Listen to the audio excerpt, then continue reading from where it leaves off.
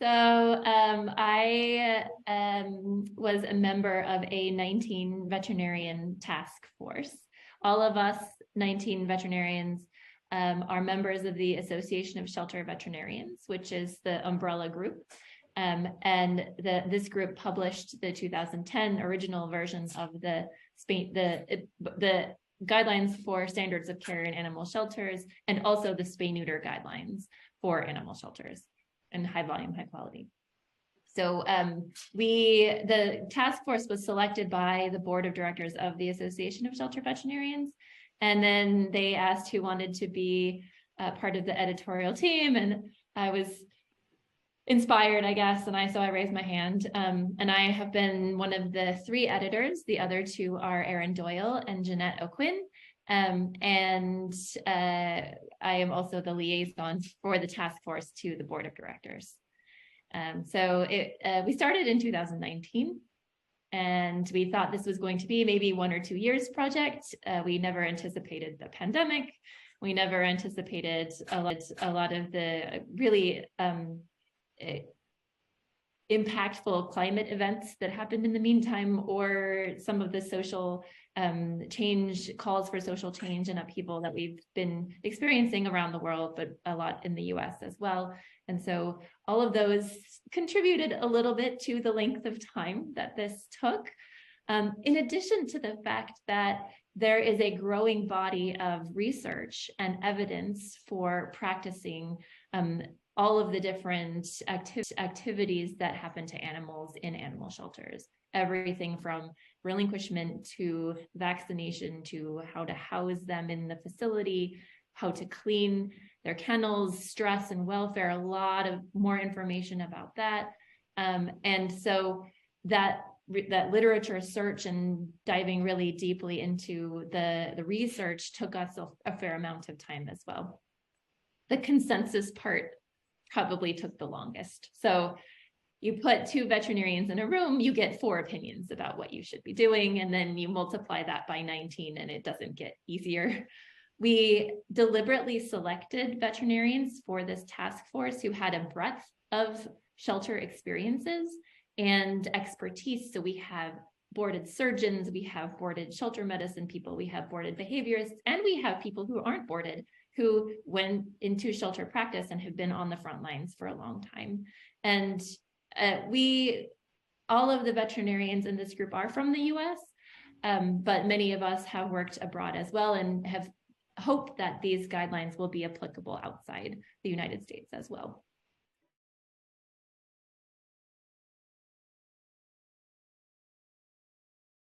I think there's on the surface, it's longer, it's a little bit more compact. There are more authors, there's a lot more references. We hope that not only to justify what we're saying, but also that would serve as resources for people to go to and look up information.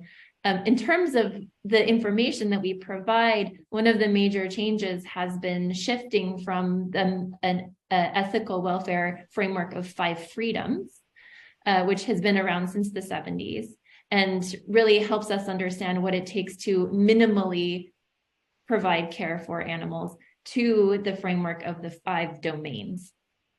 And we think it's time we think that shelters can start thinking about it in a slightly different way. So the 5 freedoms was all about just making sure that the basic needs were covered, that they were just covered. That was it, like they were being met. But we all know that it's nicer if you don't just eat when you're hungry, but also that you have delicious food and that the food makes you happy and it makes you think of times when you were happy and you had family dinners or whatever it is that you want to think about. And that's true for people, but it's also true for animals. And so shifting to a 5 domains framework has allowed us to ask shelters not only to meet the basic needs of the animals they're caring for, but to try to provide good welfare for them. And the way to do that is to look at those 5 domains, which are the domains of nutrition, of environment, of health, of what we call opportunity, but is also called behavior. And then all of those feed into the 5th domain of the mental state, which all affects the sort of global welfare state of that animal And then we can see that in the physical and behavioral manifestations of health that that animal is showing us.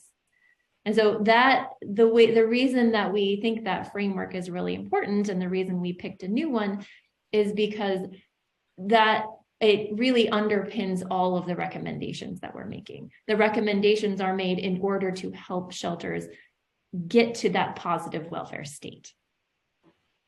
So that's sort of one of the major shifts. Another major shift is that we added 2 sections.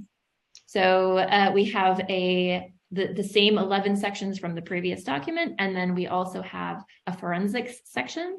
It's pretty high level, so it's a lot about the policies and procedures that a shelter should have around doing forensics work in the shelter and what you might need to be prepared for.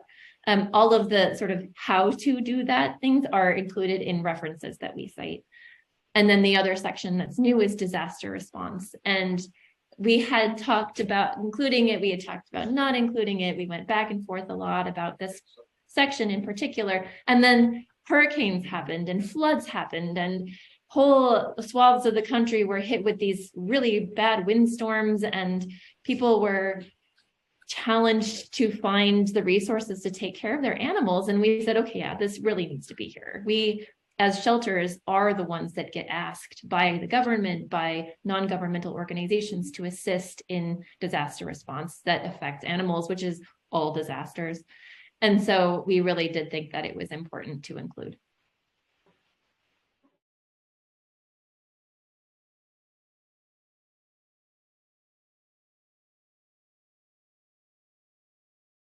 So I can give you a little bit more background if you would like. So this comes from animal welfare research, not from necessarily the shelter medicine side of things. Mellor and his colleagues at Massey University in Australia are the ones who kind of came up with it. It's based on the 5 freedoms. And so we still think that these are really 5 areas where attention needs to be paid when trying to take care of animals. And so the nutrition thing, the environment thing. So the environment includes a comfortable place to sit and making sure that you are at a good temperature and that there's interest and variety. You're not just in a blank cell.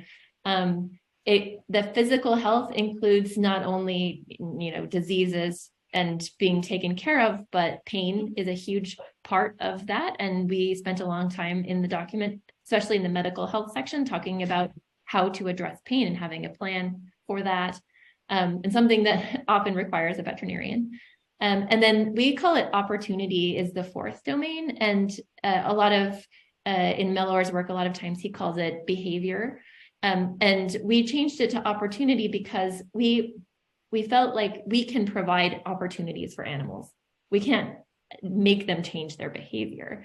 So we hope that shelters will give animals the opportunity to do things like sit in different parts of their environment in different ways, or interact with people or not interact with people as they choose.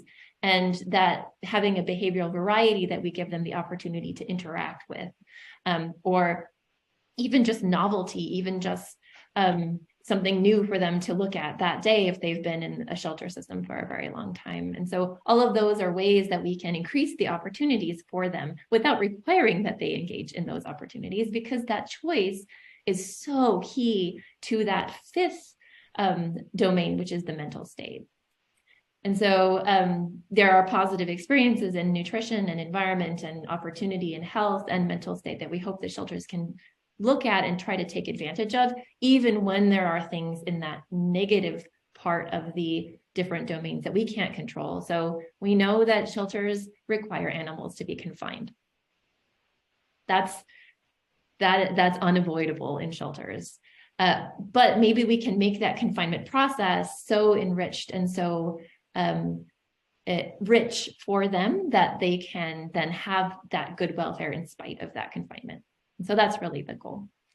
And it is a lot to ask of shelters. A lot of shelters struggle to meet those basic needs of animals, but it doesn't take a lot of money, and it doesn't always take a lot of time to go that extra step and provide really nice, food or a treat every now and then, or maybe a peanut butter Kong, or some sort of a little piece of chicken from your sandwich. It really, it doesn't take that much, and that is what makes life worth living for people, animals, everyone.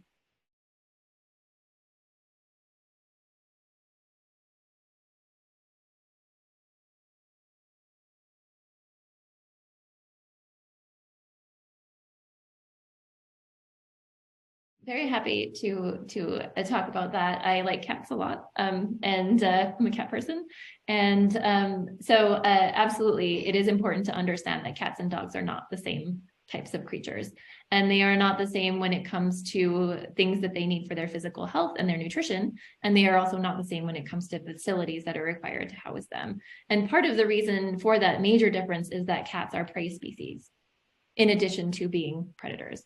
And dogs are not prey species in general. Maybe if you're a tiny dog, you might be prey for another larger dog, but that's a different conversation. So one of the things that we have found in research in recent times is that the size of the kennel that a cat is being housed in is extremely important in protecting their health.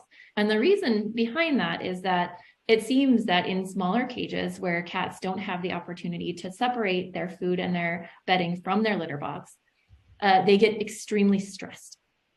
And that stress causes a lot of diseases. Cats are well known for being creatures where stress plays a role in a number of different diseases. We call it the Pandora syndrome sometimes, but there's also the recrudescence of herpes virus, which plays a huge role in their welfare in animal shelters. And so we have found through research and repetitive research that kennels that are less than 8 feet square, which I believe is about 0.7 meters squared, really set that cat up for stress and anxiety and lead almost 100% of time for cats that have already been exposed to herpes to that herpes virus recrudescing.